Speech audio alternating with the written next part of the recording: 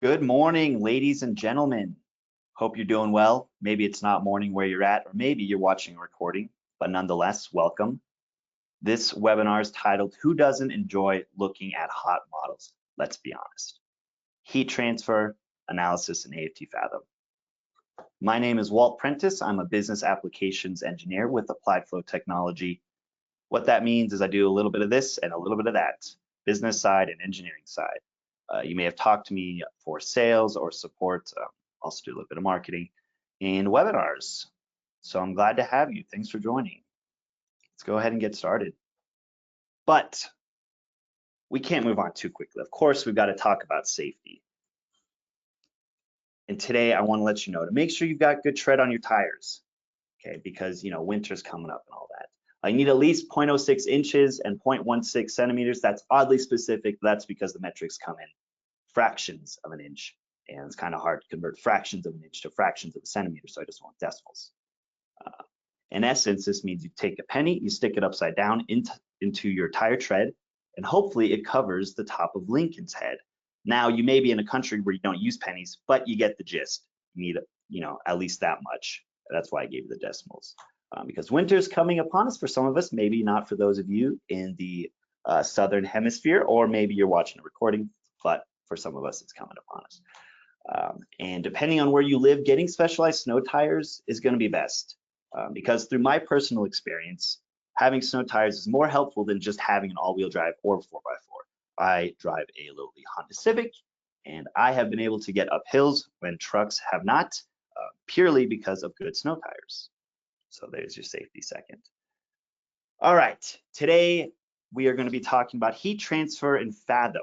So first, we're going to begin with the application of heat transfer and why it's relevant to you, why you may care about it.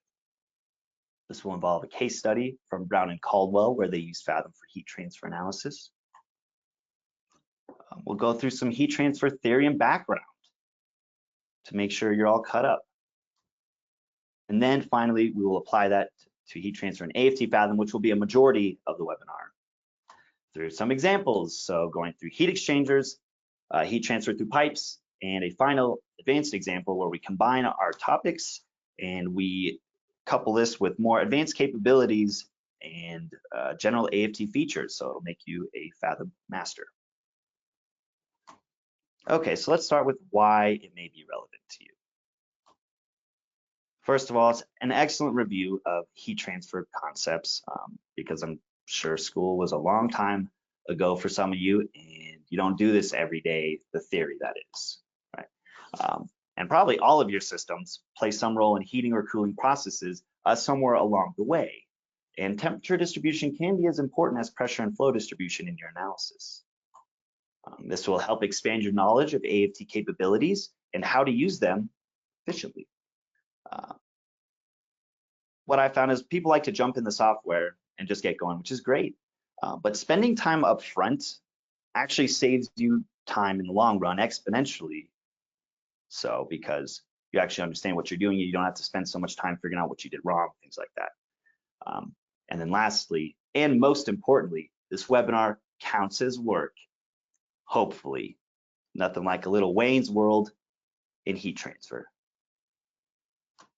All right, so that case study I brought up with Brown and Caldwell, what were they doing? They were working with a wastewater system, a digester complex.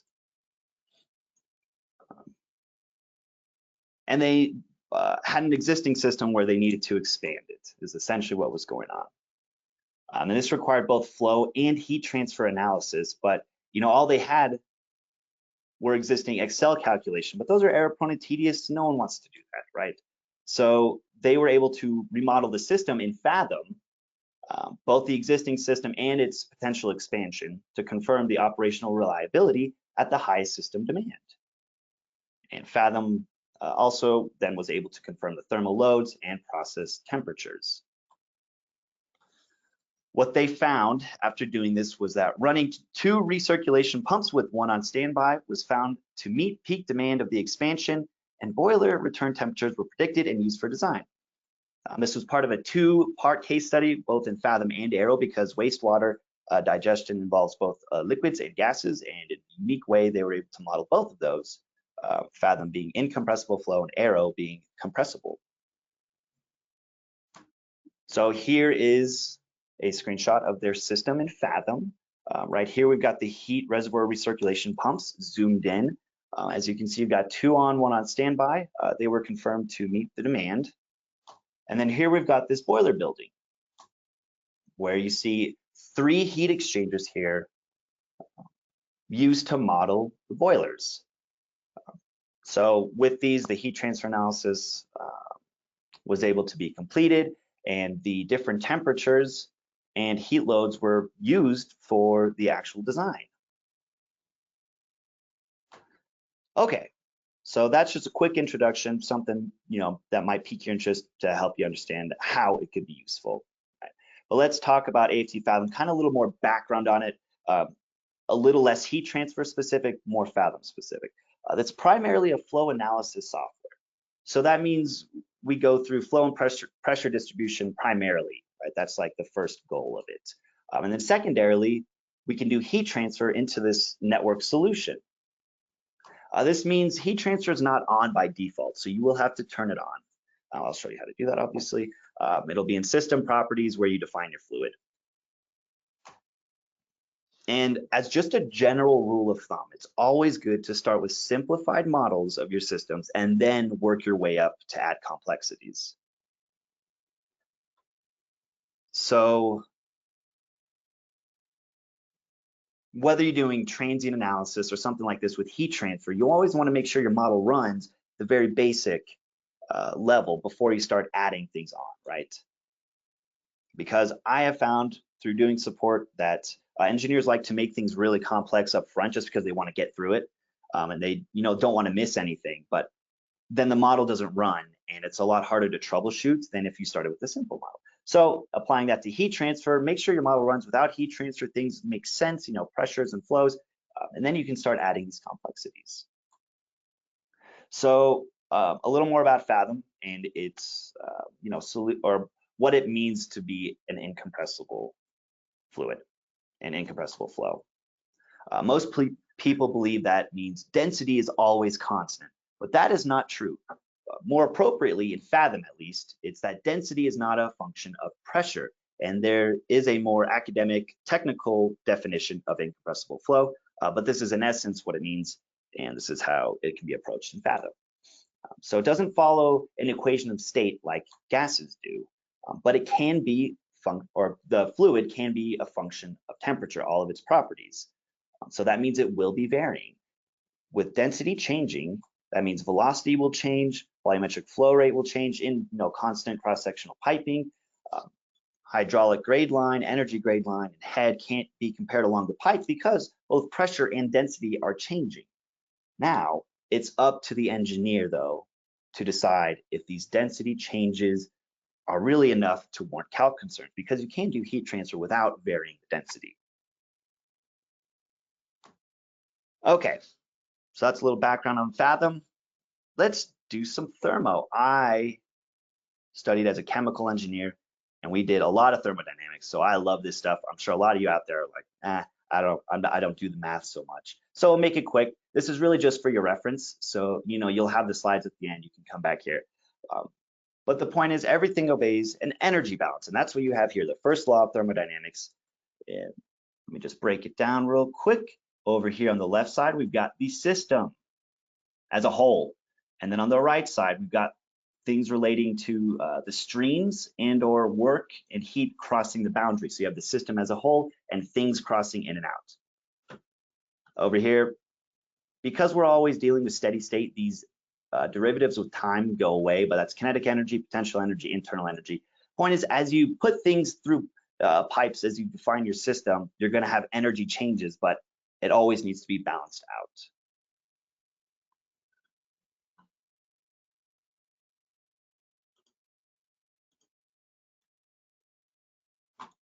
And I don't want to go through each term because I know you can always go back to, I'm sure you've seen this or seen some form of it. You can go back and understand a little bit later. I want to get through this. But before you really apply an energy balance, you need to know the system and its boundaries, right? This is something the engineer decides, kind of like in physics when you define a reference point or a reference coordinate system. And understand that a single piping system can be broken into several subsystems and boundaries. This is just going to be easier with an example when I go through Fathom to draw this boundary so you can understand what's going on. But once you have that, then you're going to go through and simplify. So let me show you what simplifying looks like, because it's really easy. Oh, that goes to 0. My system isn't accelerating. My system is not rising in elevation. My system is not gaining internal energy, because especially it being at steady state, well, velocity changes are probably negligible. Elevation changes between streams are negligible. Pump work is going to be negligible in changing the temperature of the fluid. Maybe not in compressible systems, but here in Fathom it will be. So essentially, you've only got enthalpy to deal with, enthalpy and heat. So it actually simplifies a lot easier than it appears at the beginning. It looks kind of daunting. So this is essentially what it turns into. You have some heat is equal to an enthalpy change of your streams, of your fluid going through the pipes. This can be redefined because of the definition of specific heat to be the magical equation I'm sure you all know, which is mCp delta T equals Q. And Fathom, this is essentially what Fathom does to calculate heat transfer at its very fundamental understanding. Even with complex heat exchanger models, this is effectively what it's doing to calculate temperature change, heat loads, and or enthalpy changes. This assumes several different things. Let me just list them here. The system itself isn't accelerating or changing elevation. This is steady state. Pump work is negligible, like we said. Velocity and potential energy changes are negligible. Okay, so that's really helpful to to understand as a qualitative analysis of your system and or heat transfer, to understand things, whatever's coming in, it's got to come out, things like that. So to use heat transfer in Fathom, you want to enable it in system properties, in the main fluid data tab where you define your fluid. Right? You will still specify a fluid temp, but this is going to throw you off because, as you know, with heat transfer, temperature is going to change. Well, you still have to define it as a baseline in fluid or in system properties, but that it will not stay, and you will define your heat transfer elsewhere. So yeah, it'll be ignored. Where you define those temperatures and the heat transfer information will be in the boundary condition junctions, which are mainly reservoirs, assigned pressures, and assigned flows. That's where you will define your fluid temperature, either starting and ending. And then you define what's actually going on with the heat transfer in two different areas. One, the heat exchanger junction, probably the most obvious. And number two, pipes, to get convection with ambient conditions, or possibly heating elements, but pipes being heat transfer along a length, and heat exchangers just being a single junction, a point. And in case you're wondering, heat transfer is not available with the XTS module, which is Extended Transient Simulation. It's a transient add-on module for Fathom. It's not available yet, but it is something we have in the works. So give you a little spoiler for that. Okay, so here's that picture that pretty much summarizes that last slide, or how you turn on heat transfer. System properties, where you define your fluid. You have this bottom part here where you tell the software what you want to do with that fluid, whether heat transfer or not, variable fluid properties. So here, heat transfer, you enter stuff up here, well, that's why that black X is there, and it ain't going to be used, because it's going to update based on your heat transfer information. Okay, so let's just jump in. There we go. I've created a very simple cooling water loop. That'll be kind of a theme. I want to keep things simple because you can then take these ideas and bring them into your own models like Brown and Caldwell did, but this is just to help you understand what's going on and how to do things.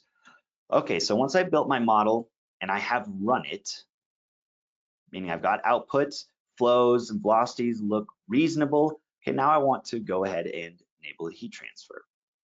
So that'll be up here, like I said, in system properties. Right now I'm just using water at 70. just toggle that bad boy right there. And because I'm only using a single fluid in the system, single fluid, I still, enter my temperature and I hit OK. And now it's going to reset my results because I'm going to have to redefine things. I'm ready to define my heat transfer stuff. So remember, even though you specify the temperature and system properties, it's in this boundary condition that I'll really define what's going on. So as you can see here, we've got a reservoir with some liquid elevation, but here is what's different when you enable heat transfers. It asks for a liquid temperature, density, and these two options down here. Balance energy we'll talk about in a sec, but essentially you enter the temperature of the fluid, right?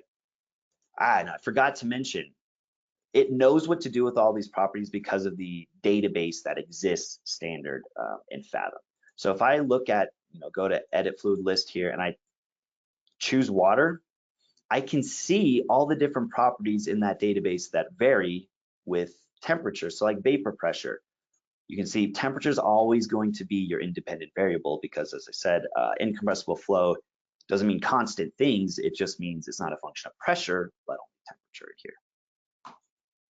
So that means if you have your own user specified fluid, you're going to have to actually, and to enable heat transfer, you're actually going to add the fluid to the AFT standard database with more information like specific heat, thermal conductivity, enthalpy, so that Fathom then can use it in the heat transfer analysis. But for now, I'm just going to stick with water. Hopefully it stuck. It did. Perfect. Okay. So what do I want to do with this system? Well, it's a cooling water loop. It's going to be cooling down some hypothetical stream over here, and that would be connected to the heat exchanger, hypothetically. So when you open the heat exchanger, it's important to understand this acts as both a source of pressure loss and a source of heat information. So they are two separate ideas, but coupled together, when we do the network solutions.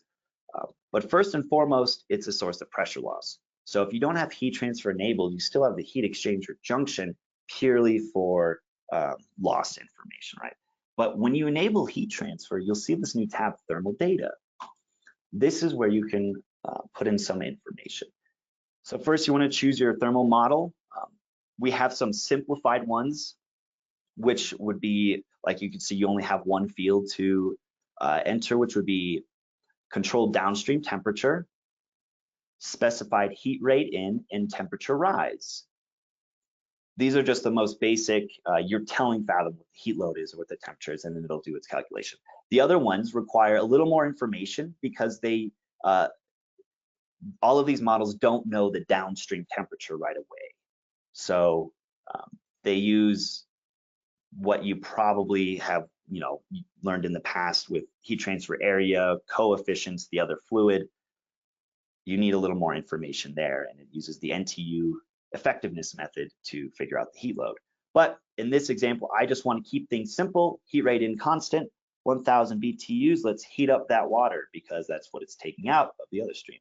So once you do that, just got to run it.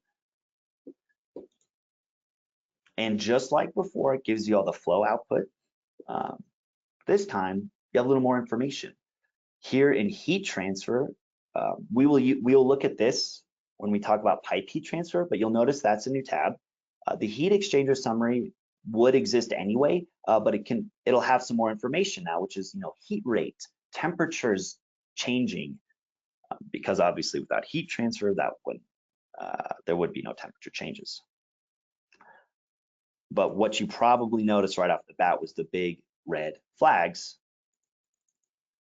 the warnings or warning that HGL, EGL, and head loss may not be meaningful. This is what I warned about in the beginning when you have variable density systems like those with heat transfer, and you decide that you want the density to change with temperature.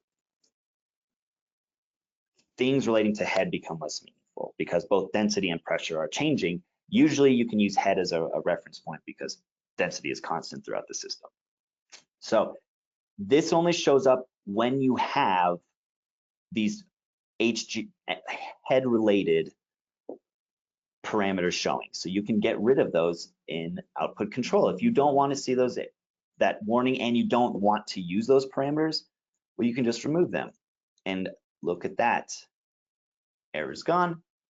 But it doesn't mean you should just ignore it when it shows up. You always want to read the warnings and don't just make the warnings go away is my point. You have to understand what they mean. So in this case, I'm not caring so much about hydraulic grade line, so I can get rid of it and the warnings go away. It's just an inherent thing of heat transfer analysis. Okay, so when we go to our, do a little analysis, I want to see how the temperature is behaving through the system. Well, you can see it's constant through the whole thing until it hits a heat exchanger and it rises because I put 1,000 BTUs in, right? Let's mark the junctions. What you'll see here is junction 3, this is the pump. Even though it adds energy to the system, it's not changing the temperature or changing the enthalpy. And that's because the pump work is negligible in that energy balance that we talked about earlier. The only thing that really matters here is this heat exchanger junction because it's a single point. Remember, junctions are a point. They don't have length with them, really. It just jumps across to the appropriate temperature based on specific heat, the fluid properties, things like that. So if we go look at the pump, let's just compare. So usually pumps talked about in terms of power and horsepower. Well, that is actually, they have the same dimensions as energy. So we can actually define pump power in terms of BTUs. So usually don't think about it like that, but you can. And let's compare. So this is less than 1 BTU per second, and the heat exchanger is giving me 1,000. So this is going to, would theoretically change the water negligibly. Like there would be no change. For those of you not in the US, I'm using US units because that's what I'm used to. A professor in college said these are God-given units, so I will be using them.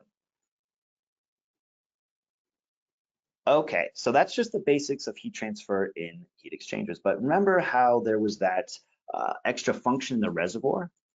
Let's see. That there was a little toggle checkbox that asked if you wanted to balance the energy in the reservoir. So here's where I'm going to bring in the system definition that I talked about that a good engineer would do. Without that toggled, which is the default, which is what I just did, the system is not really just a box around our piping system. The system really kind of looks like this, where you have pump work coming in, right? You have heat going in that Fathom actually takes into account for the energy balance. And when it gets to the reservoir, it just resets to your definition. So technically, really, you could think about it as like, well, some heat was lost, right? Because of the steady state nature of the system, you can't have accumulation. So when you don't balance energy in the reservoir, it just resets to what you said, which was what I defined, 70 degrees Fahrenheit. So now you can probably guess what's coming next is that when you do balance energy in the reservoir, instead of it resetting to my 70 degrees, what it's actually going to do is it's going to use all the other energy information to then find what that temperature is. So I define 70, but it'll find actually what it should be as a fully closed system so that my system, when I'm doing my first law balance, looks more like this. So hopefully you guys can already see a problem with this. I have one source of heat, which is my heat exchanger, right, going in. Well, what's coming out? Nothing. So that means I'm going to get a heat accumulation term, right? Well, let's go ahead and run it, or try to run it, more like, because it'll warn me you can't do that because you're going to have heat accumulation.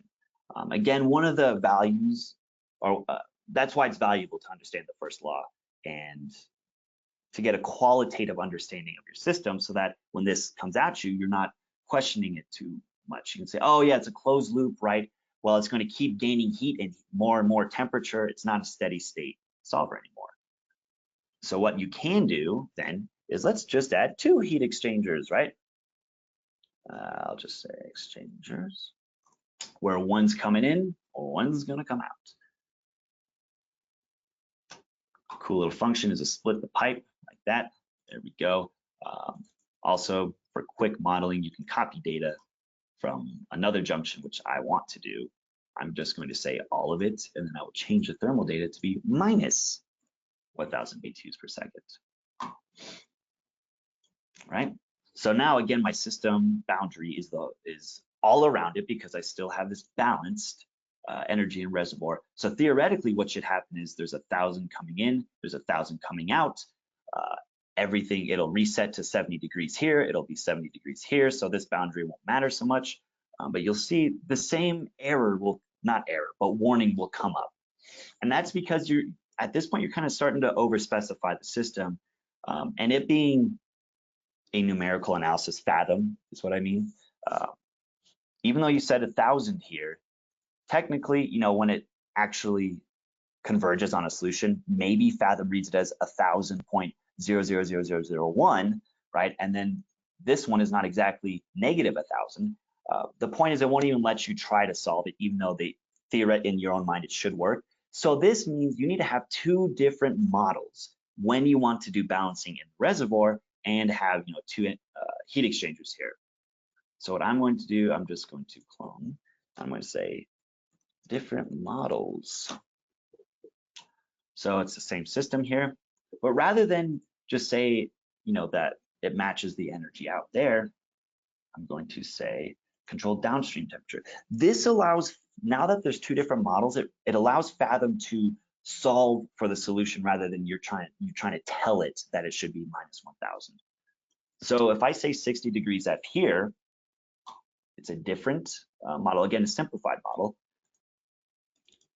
What's going to happen to this 70? Well, as I said before, this becomes more of a floating boundary condition where Fathom will solve everything and make sure that you get 60 degrees F out here and make sure that this still has 1,000 BTUs coming in. And then this just becomes a source of pressure. So let's run it. Go to the output, heat exchanger summary. So here, do you see what I mean? I was able to let it solve for the minus 1,000 out. And that way it can take into account its own numerical analysis. And you'll see the temperature out is 60. Well, no longer is the temperature out of the first heat exchanger, it was about 100 in last scenario. Well, now it's only about 90. And that's because it started off at 60, even though this says 70 degrees, it really reset to 60 and made this a floating boundary condition. All right.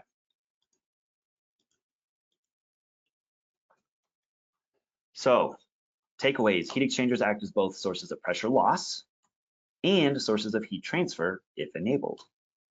You'll get a warning of the head-related parameters. If they show an output, so you can understand what the warning is and leave it there and still show those parameters, or you can just not show those parameters. There are several thermal models that exist depending on what data you have.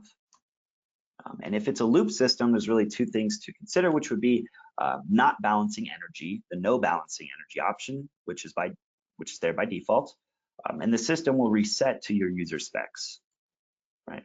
So the fluid temp coming into that reservoir will have no effect on the temperature coming out, but a balanced system, balanced energy, will allow that to be floating. So that means you can't have a single source of heat because you'll get net accumulation.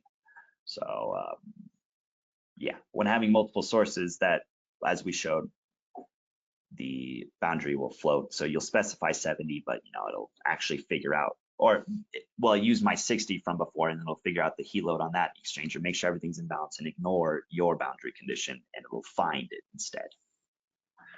Okay, so that was heat exchangers. Let's go through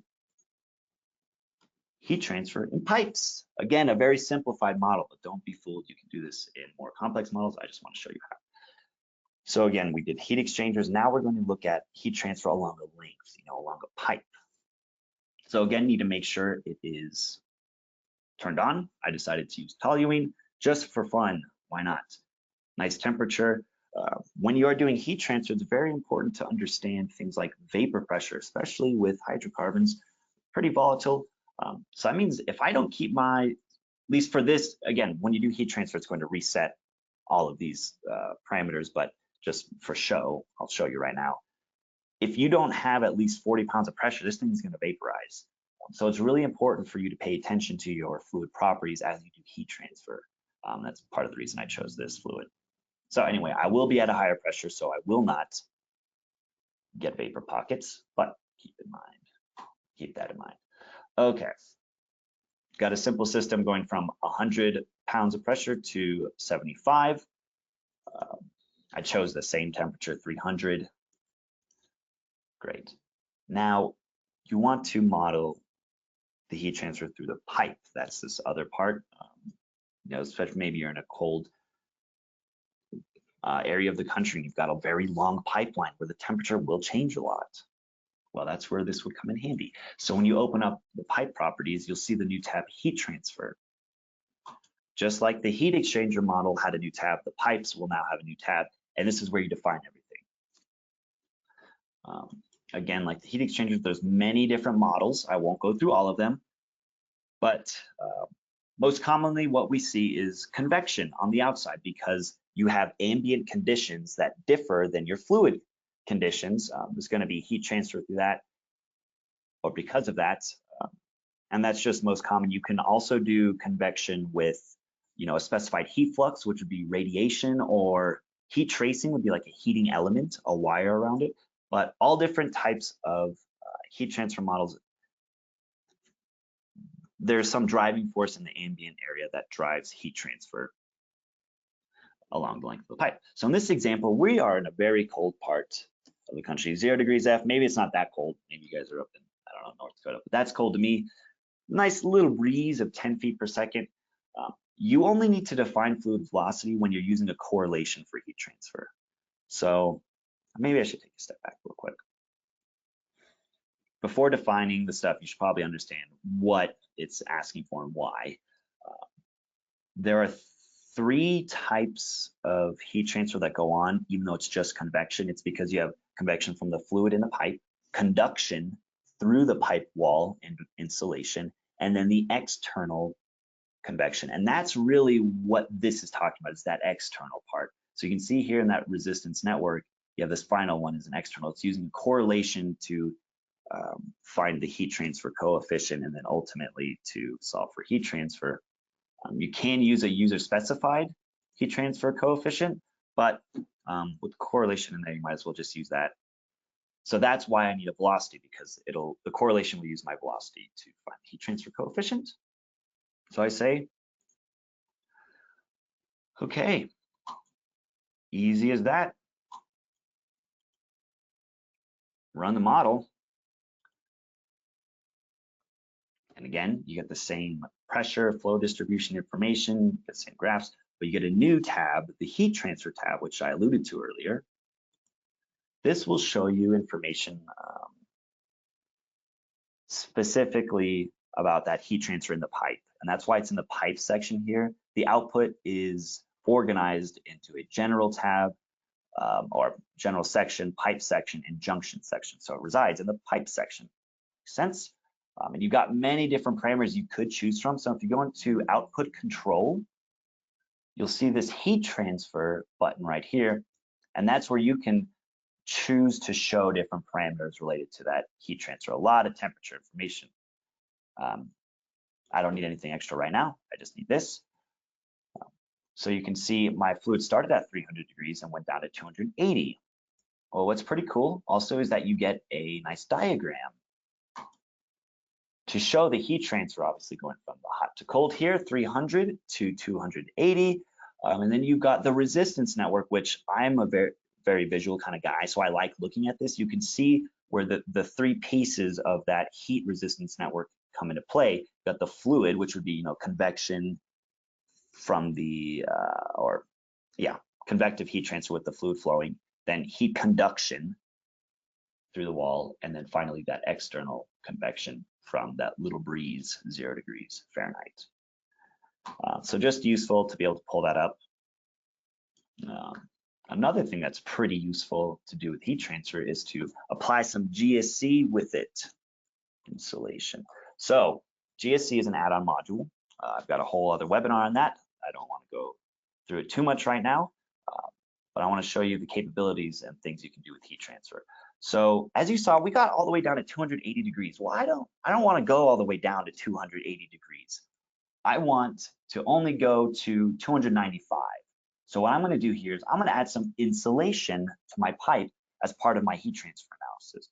So when you have insulation here, I want to use a database because I don't know the thermal conductivity of my insulation. I'm just going to use fiberglass. Sure. I'm going to say this is 0.1 inch just to test out, right? Okay, so now just all it did was add it into that heat resistance network. And what this is going to do is cause the temperature to not drop as much. So it only dropped to 290. Okay, good. But I didn't want it to drop below 295. That's where GSC is going to come into play. So I choose my add-on modules here. GSC, it's goal seek and control, similar to Excel solver. If you have used that, you have a goal in mind and you want to vary something to get that goal. So I want to use it. Okie dokie. Go into goal seek control manager.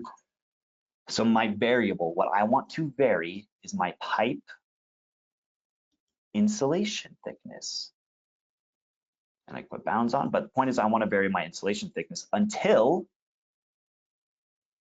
I get a temperature, a fluid temperature of 295 degrees Fahrenheit, making sure it's at the outlet.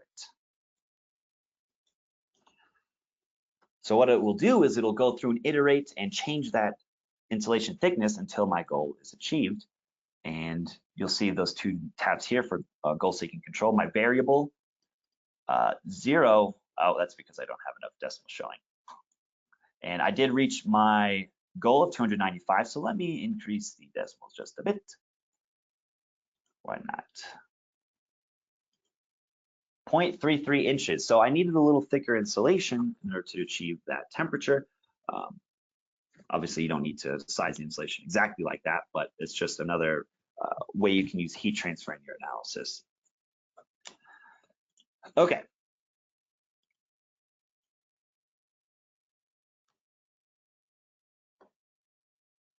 So when doing heat transfer in a pipe or through a pipe, you want to choose a model based on how the pipe interacts with the surroundings. That's the big part, is the surroundings. It's not really like a heat exchanger where you're doing heat transfer from fluid to fluid. Well, it is fluid to fluid, but more about the surroundings and ambient conditions. I could do convection, heat flux being more like radiation, and heat tracing, heating elements with wires around it. Can be combined with convection if you have that information. It will account for conduction through the walls and insulation and convection to the process fluid. You get output data for heat transfer through pipes. So that heat resistance diagram's pretty cool. Actually, I should show you real quick what it looks like. Now that I've added insulation, you'll see that it added that to the heat resistance network. I didn't show that, I meant to. But you can, then what it tells you is the very final temperature of that surface. It's only, it's not 295 like it was before, or it would be without the insulation. It's only 63. So that's useful for when you're trying to comply with safety regulations and things like that.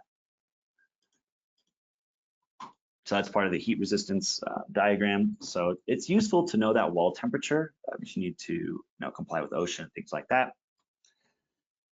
And then finally, it's powerful to use in combination with GSC to find the input that meets your specs, either for that wall temperature, which I could have done, or the fluid temperature itself. GSC can be used for both. Okay, so let's go through what I call the advanced example. Yeah, you probably think, well, that doesn't look terribly advanced. Well, we're going to go through some advanced topics. Again, you can take this and apply it to your own system, which I'm sure is more complex, like Brown and Caldwell did. Go through both heat exchangers and convection, using multiple fluids, which was something we did not discuss, and linking heat exchangers, which is pretty cool, called thermal linking.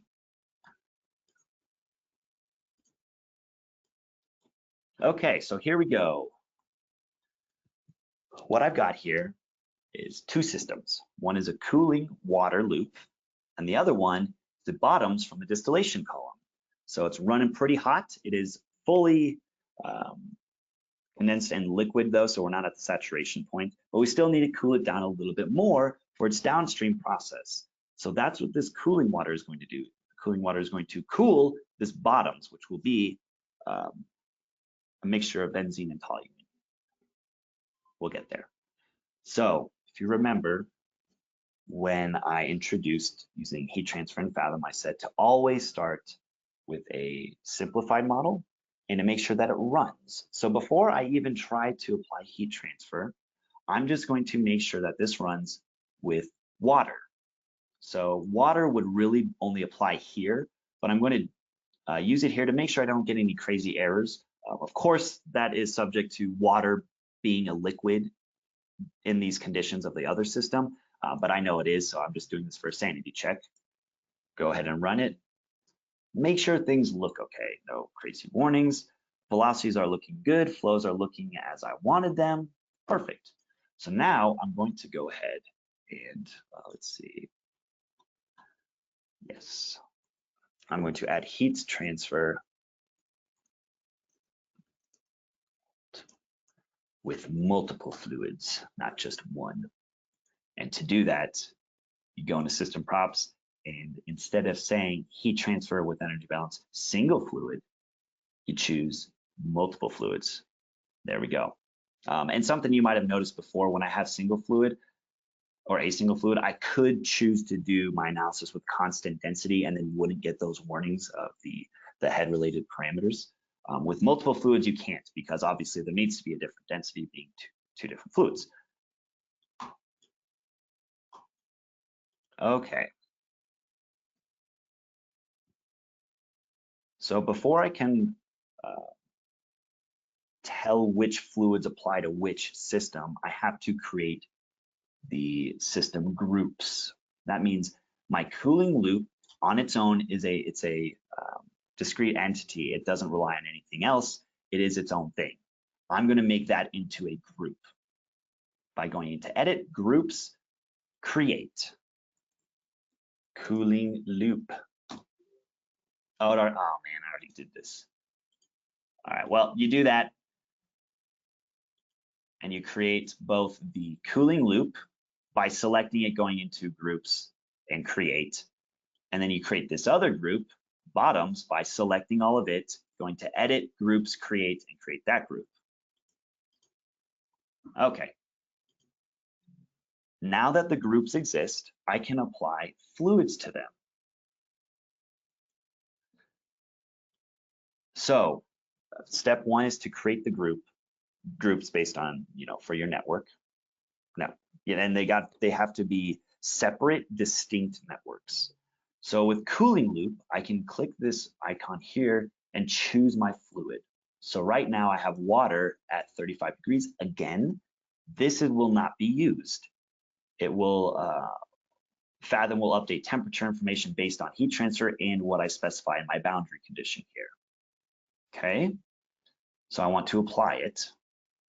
Bottoms, I want to add a fluid. This would usually be blank, but I pre-created it just so I don't have to walk through it too much.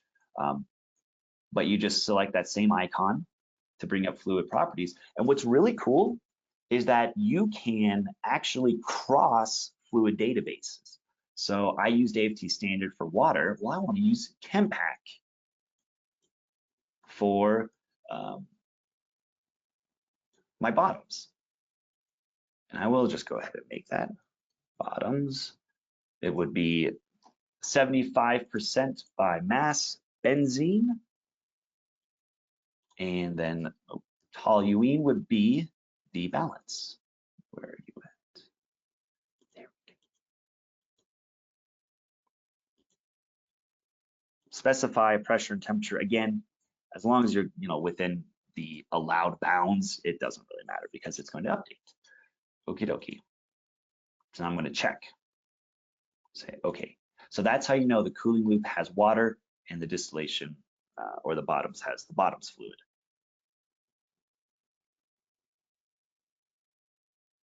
Now we need to actually define the heat transfer information, which I will do with the heat exchanger first. So I'm going to again use a simplified model for specifying a heat rate in. And this will be positive because water is absorbing the heat of the other stream. This one will be negative because it's losing heat. I'm making them equal and opposite just for setup for next time or for the next scenario, and because this would be one heat exchanger, they should have the same heat rate. Okay, now I'm going to go into pipe 2 to define my convective heat transfer. Okay, well, we're inside of a plant, so it's not super cold, 80 degrees, maybe even a little colder than most plants, I don't know. And that's gonna be just a tiny little breeze, 5 feet per second. No insulation, cooling water doesn't need it in this case, okay? Now, what's also useful about making groups is it's not just for heat transfer. Groups allow you to quickly select all of those pipes for other purposes, like global edit, graphing, things like that. So now that I applied heat transfer to pipe 2, I'm going to go into global edit here, global pipe edit. And to select my pipes, I'm going to go into special, go to groups, and choose water or the cooling loop. So that's an example of where you would create groups, you should create them, whether or not you're doing heat transfer. It's just a good idea, it makes things a little easier. And then I'm going to mark all of those other pipes the same as I marked pipe 2 for heat transfer. Pipe 2, so all I want to do is apply this heat transfer data. I don't want to apply the lengths or the diameters, just the heat transfer. So I say, okay, go in here, you can see, oh, well, it's been marked. And you can tell by that red dot or the red square. It's got the same information. So I'm going to do the same thing for the bottoms. A little quicker now. Heat transfer, I'm going to do convection again. The temperature is the same because it's in the same area, right? Same fluid velocity, 5. But this time I want to have some insulation, an inch, because it's running pretty hot. Of the fiberglass, 1 inch. Okie dokie. Then again, I can go into global pipe edit. Go to select special, groups, bottoms, select those pipes. Choose to pull from an existing pipe, which would be pipe 8, because that was the one that I chose right there. Again, go to heat transfer, apply the sections, hit OK. Obviously, in a much larger system, that would be a little more useful when you only have 4 pipes in this and 5 in the other. So it's not as useful, but you get the gist. Okay, so now I have defined both heat exchangers and the pipes for convection and defined multiple fluids for my system. Let's go ahead and run it.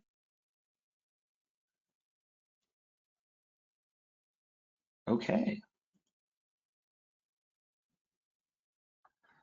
Well, didn't get any major errors. That's always a good sign, but let's do some sanity checks. Velocities, that looks very similar to what I had in my base scenario. The volumetric flow rate's a little different because I'm now using a different fluid with a different density, right? Heat exchanger summary, okay.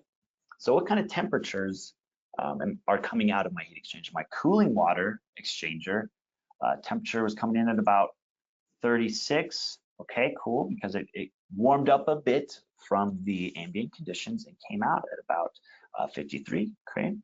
And I have it set so that it will reset to 35. I'm not balancing energy right now. The other exchanger dropped from 150 degrees. That was what I had said is coming out of the bottom stream.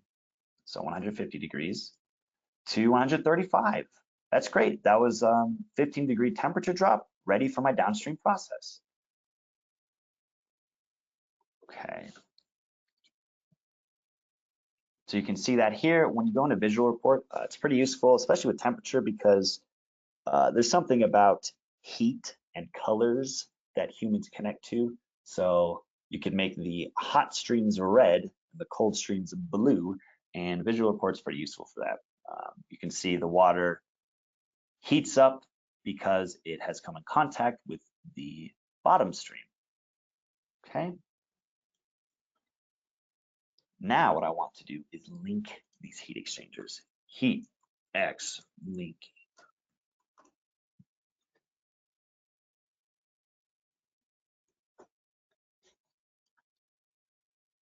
So a heat exchanger can only have two pipes connected to it, even though theoretically these two heat exchangers are the same. There's really one in your system, but Fathom only allows two pipes to connect.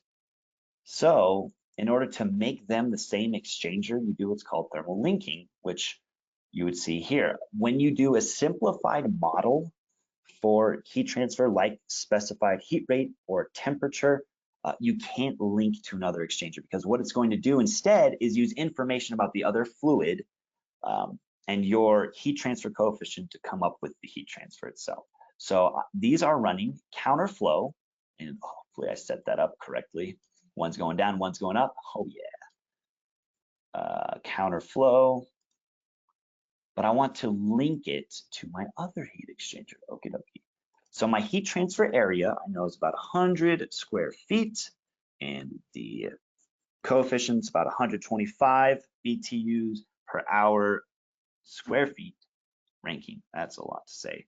It's about 700 watts per square meter Kelvin. Pretty typical for a cooling water system with hydrocarbons. And you can see, hey, again, we are visual people, so I'm glad that shows up. And as soon as you do it to one exchanger, it's going to do it to the other. So it's the same information. And now, instead of me telling it what the heat rate is, it will find it. Okay, now let's go to that heat exchanger summary.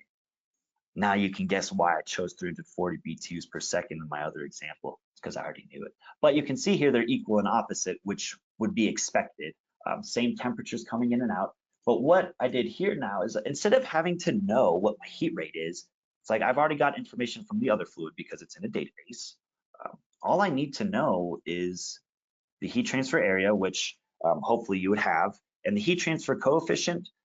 Maybe not, but it's not that difficult to find and or estimate. So it's a beautiful way to simplify your model and to make sure that things are linked up properly.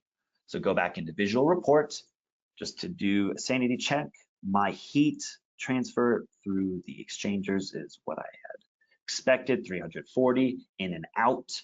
My temperature dropped to 135 degrees for my downstream process. That's what I wanted. And then cooling water is just going in a loop, cooling out. So again, remember, without balancing energy, it just resets to 35 degrees here. And so some energy would have been taken out there. Okay. So some takeaways with that example. When you're using multiple fluids, you need to create piping groups and then assign the fluid groups to those. You can cross fluid databases. So one we use AFT standard, the other we use Chempact. Something that I didn't show you, but I did want to tell you, is that you can't have multiple fluids within one system. So if it's one connected, a flow path can't. The two systems we saw, those were two discrete separate systems. If they were one, I couldn't do this, is the point. They have to be two systems with their own fluids and flow paths. So that's why water had to have the single fluid of water, and my bottoms could have the bottoms, but I couldn't then put in, let's say a tops onto my bottoms with it splitting off, because it's all a part of one system. You can thermally link heat exchangers so that they use the same data, just to pull from the other, the fluid properties. You need to only specify the heat transfer area and the heat transfer coefficient. You can't use the simplified thermal models because it wants to pull heat transfer info from the other stream. That's the point. You wouldn't want to use these anyway. And then visual report is pretty useful for temperature distribution. Again, I'm a visual kind of guy. Temperatures and colors, they make sense to me. Okay, so let's go through summary and recap. First of all, you want to understand your system and its boundaries. It's useful for understanding the energy transfer qualitatively, you might not know numbers, but as you saw, we can draw a box around our system and decide, does this make sense? Heat's coming in, we'll know heat is coming out. Well, then we've got a problem. And this is also important to understand and fathom the difference between balancing energy and not in those boundary condition junctions. You're going to have to enable heat transfer in system properties where you define the fluid. And then there will be two main areas for modeling input. One would be heat exchangers, the most obvious, and two would be pipes to model heat transfer with ambient conditions or heating elements. So when you define temperatures and fluid information in system properties, that goes away and your temperatures really are defined in the boundary condition junctions, as we saw. Okay, so for heat exchangers, which was the first thing we talked about, both the source of pressure loss and heat transfer. The pressure loss affects heat transfer only as far as flow distribution. So they are separate ideas, but they're coupled. So let me pull this back up. If we were to look at a pump and system curve here, where we have, this is for the cooling water loop.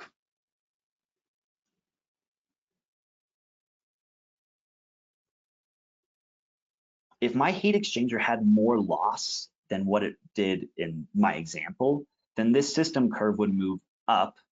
Let's just get a pen here. Would move up, right? And I would have a different operating point, which means a different flow rate, which would mean I'd have different heat transfer information.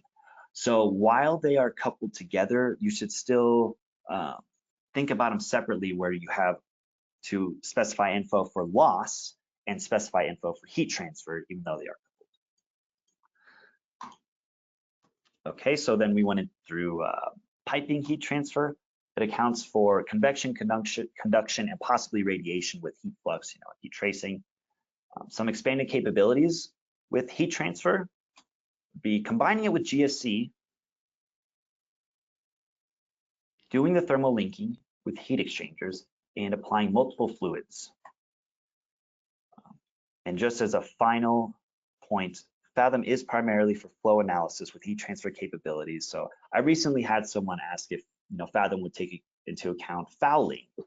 And yes, in the heat transfer coefficient, if you could enter that, but not directly, because really mainly it's for flow analysis. So what that will do, fouling will affect the flow, which will then affect heat transfer, but it's not like we're modeling very specific components of the system. It's a whole system approach is what Fathom is.